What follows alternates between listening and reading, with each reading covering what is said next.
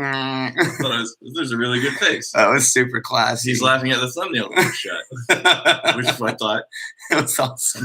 You should smile. That was not a smile. That was like you're taking a crap right here on the floor. Okay. All right. So basically, from what I understand, we got a few different things going on. That's right. We have a guest, Oscar. This is Oscar. He's going to be doing the next version of the Hair for Hobbits, the evolution. We're about to lose the word Farquaad.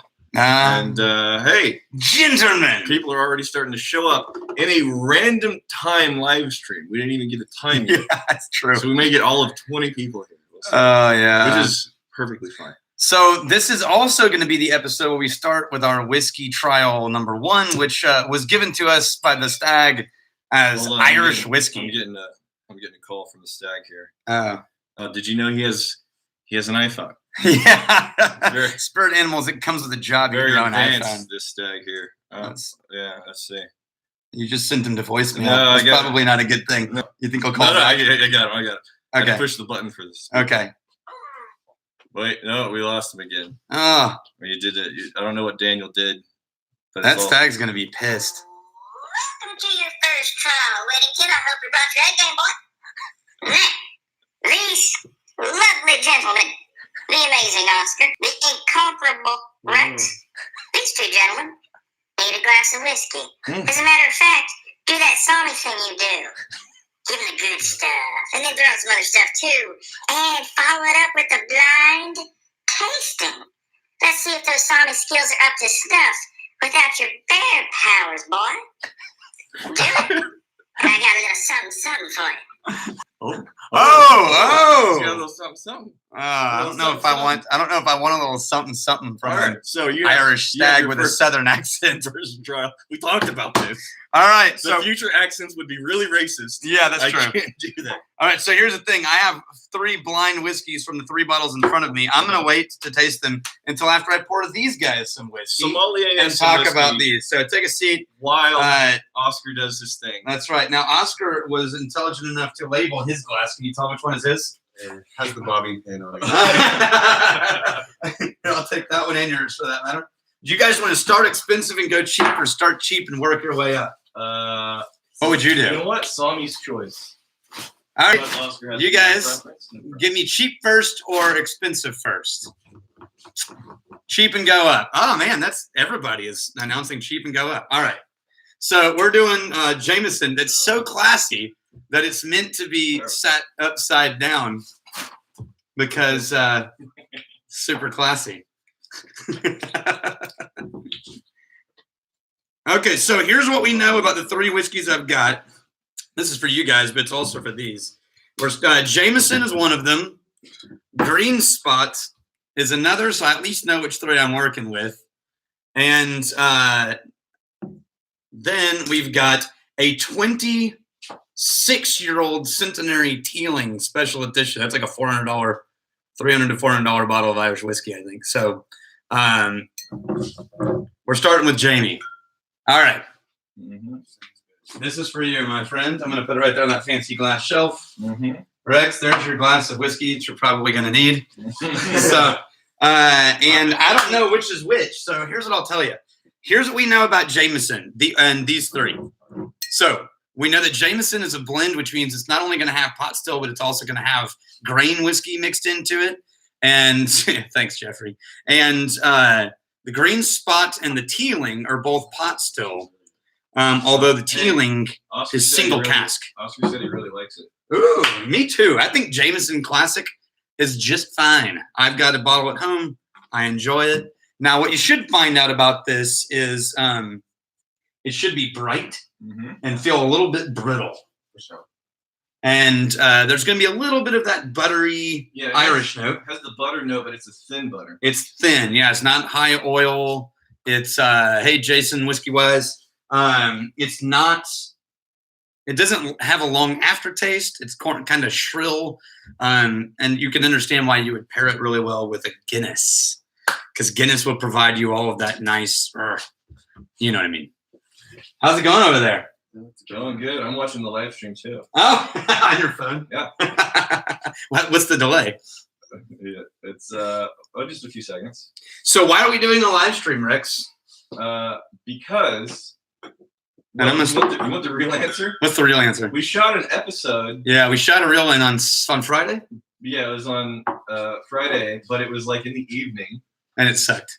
And we were so exhausted from the week. The episode was entirely flat. So we're like, screw it. We're just going to do a live stream. Yeah. And it was like, well, hell, I'm getting a haircut. Let's just live stream the haircut. And you do some budget Irish sommelier work for us. Service me some. Yeah. There you go. So that's why I live stream. So we'll end this thing when the whiskey reveal is done, and the haircut reveal will happen later. Okay. So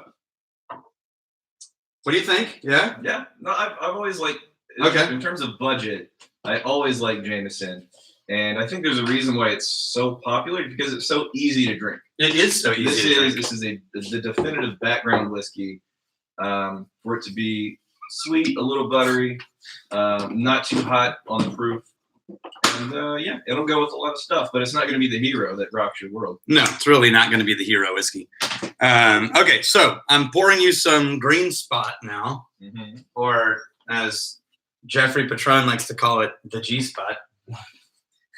There you go. Now this one, I got you a new glass because I'm fancy. This one is a pot still Irish whiskey. And so it's going to have a lot more of the oil and heavy, but it's also, this specifically Green Spot, I know, has notes of coconut and slight lemon. And yeah, it's a little more rich. Yeah. I also get a little bit of salt in that one for some reason.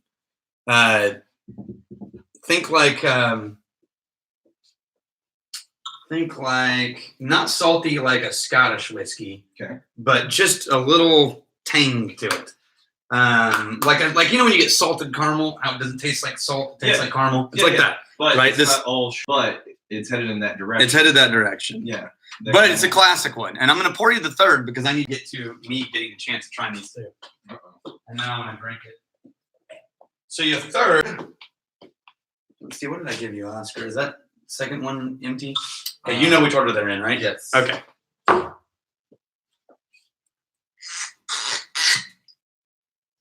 All right. Are we still doing the live stream? Yeah, it's still going. Still going? Okay. 7:39. All right. Go ahead. When is something getting punched in the dick? Yeah, you got to build up to that. Yeah. You just dick punch right out of the gate. These are real. Now, this, Oscar, you're going to want to know. That's 26 years old, Teeling single cask Irish whiskey. Ooh. That one will have all the same rich oil and butter notes as the Green Spot, maybe a little less coconut, but it will have a little more bite to it. So fruity. And because it's older, you're going to get more of the wood notes in there. Okay, so to recap, Jameson, Green Spot, and Centenary Collection Teeling. This is bottle 81 of 250 bottles from Pegeen Riley.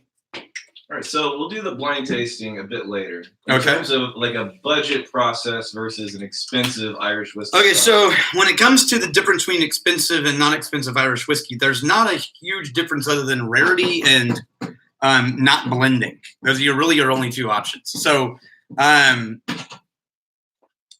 if you want to get a more budget Irish, the very first thing you do is you take a lot of grain whiskey, you blend it in with the pot still or the single malt, and that it's faster to make grain whiskey. You still have to age it the same way as you age everything else, but you have more quantities, thus you can spread out the single pot or the pot still Irish whiskey a little bit better. Now, there is huge flavor differences in things, but there's not like in Scotch, you get a lot of different things. Irish has recently started doing a lot of finishing, cask finishing, and it's pretty magnificent. So remember, Irish whiskey when it comes to, or any whiskey in the world when it comes to price, is more to do with rarity than anything else. So if it's rare, then it's going to be expensive. Now, Ireland, back in the late 1900s, 80s-ish, it ended up with only one effective distillery. And it's not until recently that it started to expand again. So it used to be, there was a time in history where every Irish whiskey in the world was made at Middleton Distillery. and then labeled and blended and things like that. And so because of that, the Middleton Distillery has a lot of different ways of making whiskey all under one roof. They're making grain column still. They're making pot still. They're making single malts, and they're blending them all together. They're aging them separately. They're aging them, blending them, then aging them. Cask strength just simply means it came from a single, usually an Irish whiskey, if it says single cask, it means, if it says cask strength, it means single cask. Not always. Sometimes they'll say cask strength, but it means they just didn't proof it down. Now, this Centenary is a single cask, right? But it is proofed down to 46%. So they did take one cask, but then they proofed it down slightly. So the green spot is in at 40. So they proofed that down to super friendly. And yes, there's a lot of there's a lot of comparisons between the way that Japan does whiskey and the way that Ireland does whiskey, which is they just needed the ability to have variety under one roof. That's exactly how that works. So why is one more expensive? Because there's less of it. That's basically, and because you can make a shit ton more of grain whiskey, it's going to be cheaper, just always. And yeah, does that clarify for you? Yeah. Okay. Looks like we got some questions coming in. Okay. What are they? Tobing Tinker, it's a fairly easy question, but what is cask strength compared to commercial? Why is it more expensive? Is commercial more watered down or just blended? Basically, it's sort of a false dichotomy. Yeah. You mean budget? What's the difference between cask and just budget 40? Yeah. It has to do with how much alcohol is in it, for one. It has to be at least 40%. It has to be at least 40. So that means usually the budget lines of Irish, they just took them straight to 40. And then the cask strength just left it at what it was when it was coming out of the cask, which is usually going to be a higher proof. And because of that, there's less of it instead of watering it down and getting more bottles, and thus it becomes more expensive. I hope that's clear. Yeah. How many? Do you know about how many Irish distilleries there are now? Now we're closing in on the 30 to 40 range, I think. Okay. Now you can't look. Actually, that might be true. It might be under 20. Because remember, just because you see a brand doesn't mean it's a new distillery, right? Like this Teeling 26. Isn't being made at Teeling, because this is before Teeling had a distillery. This is them sourcing a barrel from somewhere else and sitting on it.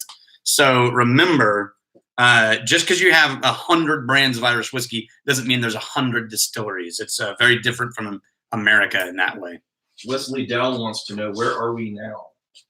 Oh, you know what? So there's a bridal suite next to the property, or next to on part of the property, because there's events that happen down at Tuscan Hall, and this is a place that you can rent and get, the brides can have it all to themselves before they go to their big day. There's a bridal suite because of Chapel Dulcinea. Because of Chapel Dulcinea, where we do over 1,000 weddings a year.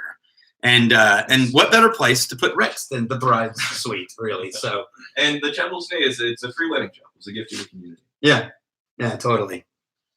All right. What about Rex's soft white underbelly? What about it? Well, I mean, he wants to know. So, do you need to inspect it? No. I'm good. I'm good. I'm going to go off of. I'm just going to trust him that it's white and soft. I'm not going to go there. So Ian Harris is asking the question that I know at least. You're not going to answer. What's the best Irish whiskey? All right. Well, I can tell you, Green Spot is my go-to because it's pretty magical. Mine is Redbreast 12. He likes more of the rich kind of straight pot still. The best one I've ever had might be the Centenary collection, actually, if I had to pick one. Really? Yeah, that might be the best Irish whiskey I've tasted to date. Although the wine-finished Green Spot that you and I fell in love with was pretty spectacular.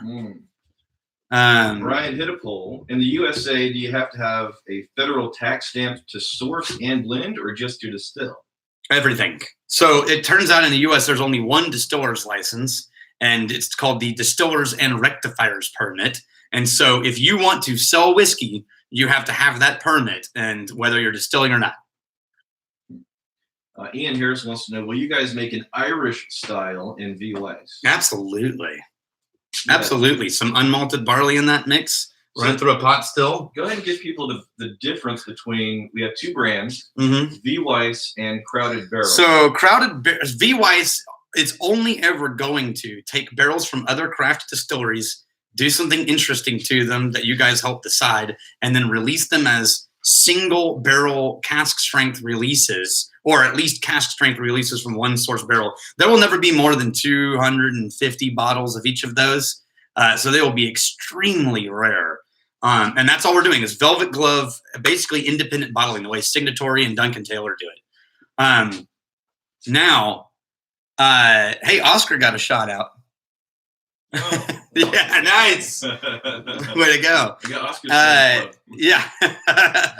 So now the Crowded Barrel. The Crowded Barrel is your distillery and the Patreon distillery. That is going to be everything else that we do. That will include everything from sourcing whiskey from MGP and finishing it and blending it here. It will include sourcing it from other distilleries. It will include sourcing it from Scotland, sourcing it from Ireland, bringing it here, doing interesting things with it. It will include making our own whiskeys from all kinds of styles of grain and sourcing. So it's basically anything that we can come up with that you guys are involved in helping decide on the Patreon. Duke Wheeler is asking, how is it that I have an Irish whiskey that says it's from Kansas City? Because Ireland has less rules about calling things Irish whiskey than Scotland has calling things Scottish whiskey. So in Scotland, you have a lot of limitations on being able to call something a Scotch and sell it in the US. In Ireland, they are willing to let you source Irish whiskey from them, bring it in, bottle it under an American company, and then release it as an Irish whiskey. That's Hellcat Maggie. There's a lot of American companies that are sourcing and selling straight up Irish whiskey. And that usually just means that all they're doing is bottling it. So they'll fly to Ireland, they'll choose what they want, let it sit, maybe even have them bottle it and ship it over in bottles. I don't know that it's being bottled in the US. I think they're actually shipping it here. Then they're selling it by their company. So, yeah.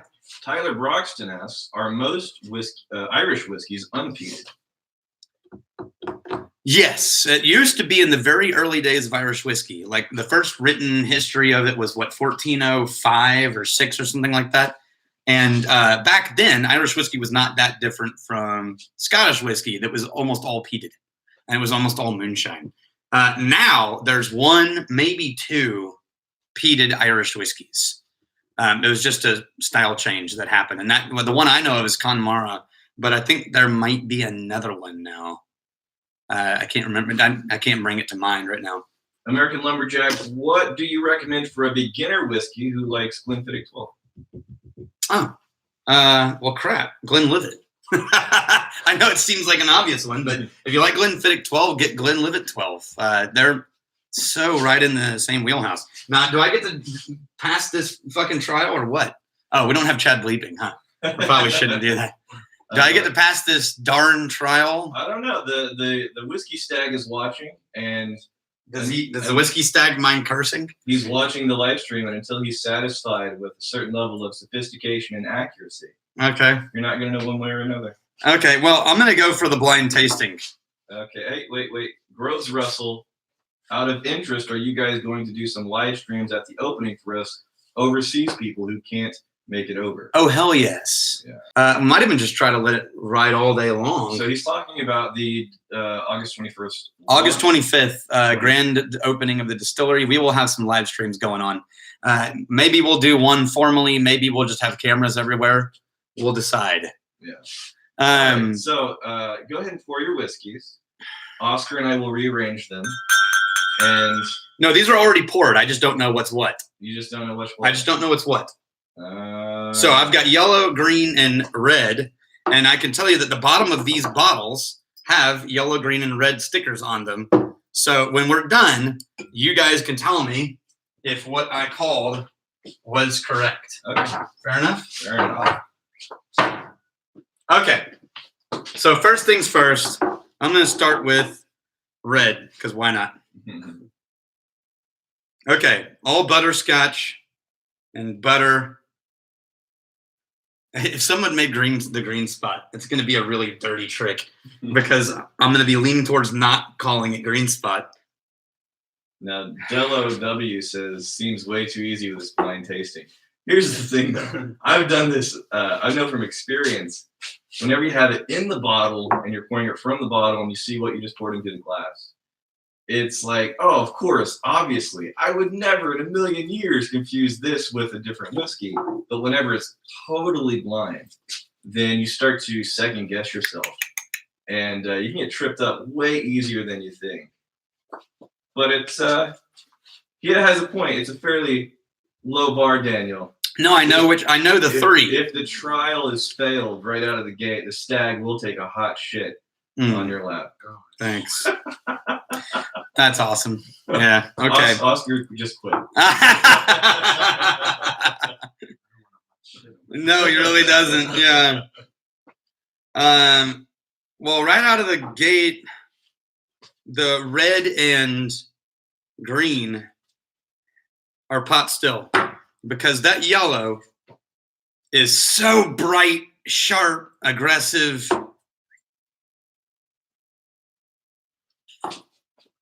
It's shiny. Do I have to make all my decisions before getting any revealed? Probably, huh? Yeah. Okay, I'm going to assume that yellow is Jameson and move on before I overthink it. So, yellow, Jameson. Okay, that leaves me red and green.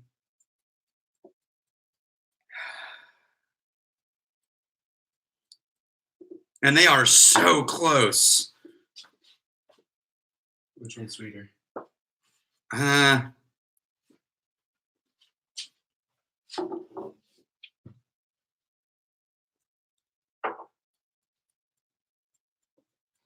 Okay, so when I'm not going to verbalize what I'm finding yet. Hang on.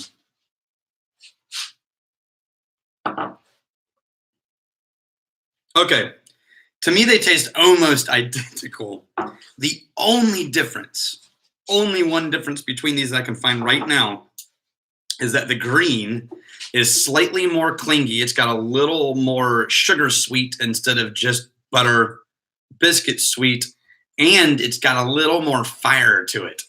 Now, the only thing I can think of is that the Centenary is 46 and the Green Spot's 40. So it could be that the one with a little more fire is the Centenary. The only other thing would be barrel. It's been in the barrel a lot longer, but I'm not getting any of the barrel notes in that Centenary.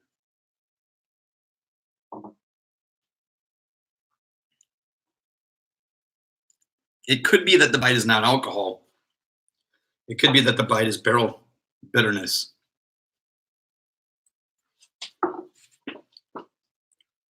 Okay, I finally found a coconut note in one of these, and it's the red. And coconut is how I always spot Green Spot, so I'm committing. I'm ready. Are you ready? Yeah. Okay. Tealing. Is that your final answer? That is my final answer. All right. Let's check it out. Let's start with Jameson. Are you guys ready?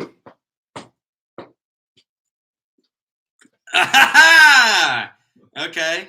I'm seeing it at the same time that you guys had it. So, yeah, it's buffering. Let's see. Evidently. Okay. So, I was right with Jameson. Now, here's the real question. Yeah. Which one? Dude, if you can't spot the difference between those two? Yeah. Okay, it looks like Green Spot is the red and Centenary is the green, which means Jameson is the yellow. I nailed it. In case the lag ate the predictions, these guys are my witnesses that I totally nailed that, which means that green is a 26-year-old. Nice. Oh, I'm getting a phone call, Daniel, from the Whiskey Stag. Oh. Phone call from the Whiskey Stag. Hey, do I just hit answer? Yeah. Okay. Speakerphone. Oh, boy, that was nice. I like how you did that song stuff. That's real good. Oh, so good. Hey, can I get some of that power? Well, sure you can, buddy. Oh. You're a bigger deal than Whittington. You get most of the power. You'll share it. I'll give you most. Now, since Daniel is the one that performed the amazing feat in my honor, he does get the relic. Oh. Ha! Let's go ahead and present him that Okay. fine-looking piece of my whiskey palace. Oh, okay. Where is it? All right, hold on a second. He must have given it to you ahead of time. Oh, in case you didn't fail. Wait, are you on a first name speaking basis with the stag? Oh, we're tight. Son of a bitch. So I know your bear helm. Your bear helm was lost whenever you were banished. Well, Yeah. So you're giving me some paper staghorns? Yeah. Here, I'll do the honors.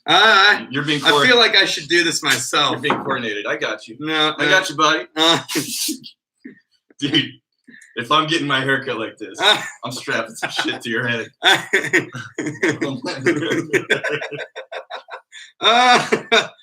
in the forehead. All right, but the stag is sort of this problem. Well, I mean, you know, these need some Viagra. I have medication for that. Yeah. I have medication for that. Hey, now I look like the Flash. If I just put them. All right, I'll take my phone now. Look at Greek eye. All right, I got limp dick horns.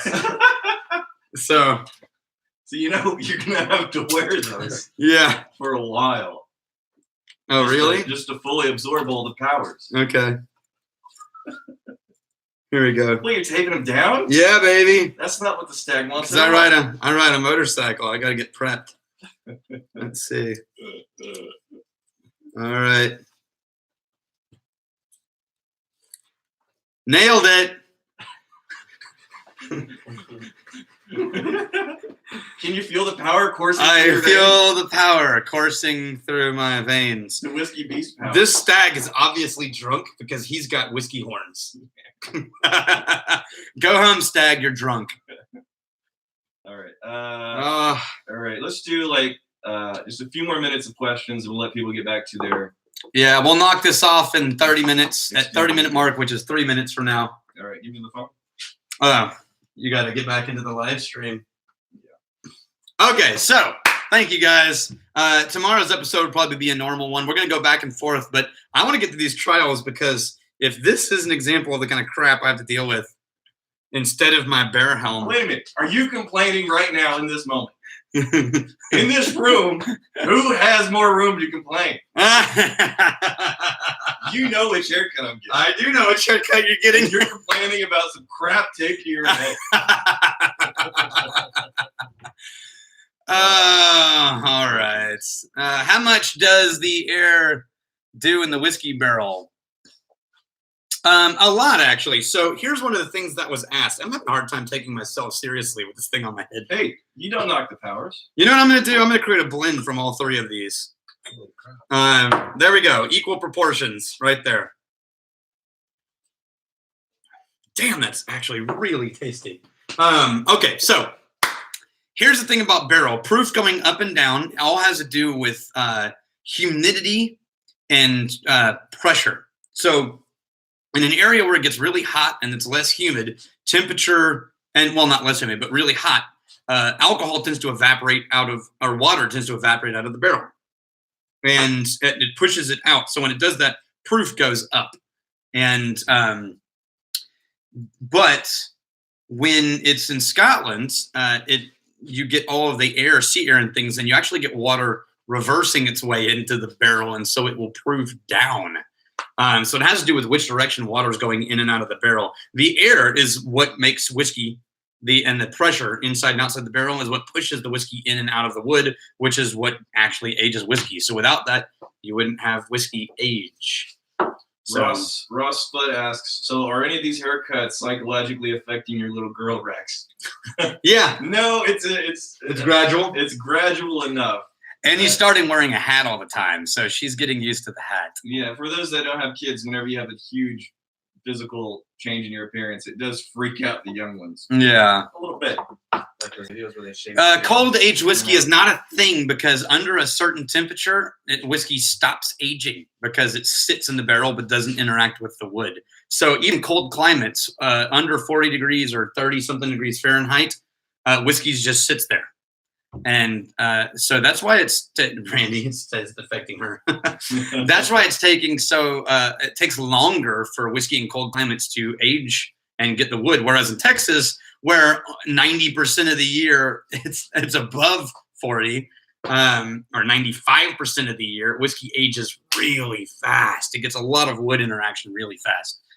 So we have the Tobing Tinker. Hey, second one I got from. Why do some old whiskey unopened bottles sometimes have white residue at the bottom of the bottle? What is that? I don't know. My guess is it could be the cork, and it could be depending on how they filtered the whiskey that things are settling. I've not seen that. I'm gonna have to look for that now. Chris Muller. Thanks for the great channel you guys run. Thank you, Chris. Matoski. So cold aged whiskey isn't a thing. Yeah, that's what we were just covering. Okay. Because of temperature. Cold aged whiskey. And there are our wives are here. So. Oh, are they? Best behavior. Oh, okay. Best behavior. No, I'm kidding. They would. Is Oklahoma making any good whiskeys? They would be encouraging us to do the most. I don't know of any. Maybe that's your job now. I don't know, man. It's a pretty. It's not teetotaler, but it does have a lot of cultural dynamics that make drinking not something that is just a casual part of. Yeah, that's true. Because of extreme religious tinge to Oklahoma conservatism, there's a lot of frowning upon drinking. Well, not whole cloth, but that applies to every single human being in Oklahoma. Just kidding. Will you guys be paying a visit to Scotland or Campbelltown to see any of those distilleries? I'd like to someday.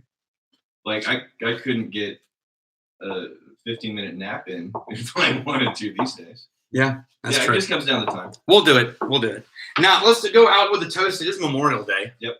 Let's go out with a toast to those fine servicemen and servicewomen who are handling shit around the globe so that we could be here wearing weird fucking crap on our heads and still speaking English. In theory. Here's to fighting, stealing, and drinking. You fight, may you fight for a friend. If you steal, may you steal a lover's heart. And if you drink, may you drink with us. We'll see you guys. See ya. Peace. Stay on that chat.